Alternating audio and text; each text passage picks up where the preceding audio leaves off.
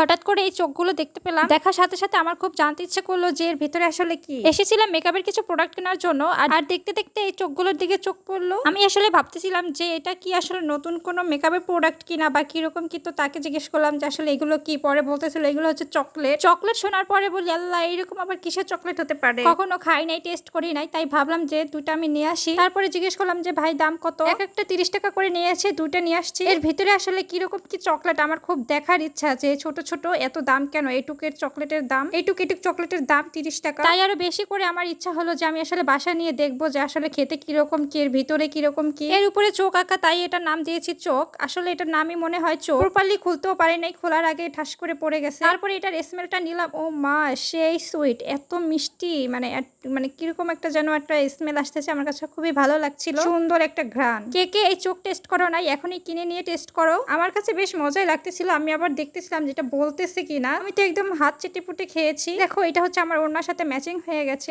চকলেটটা আসলে মানে খেতে ভালোই লাগছে, কিন্তু কিরকম একটা যেন টেস্ট লাগতেছিল, আমি আসলে টেস্টটা বলতে পারতেছি না, কিন্তু অনেক মজার ছিল।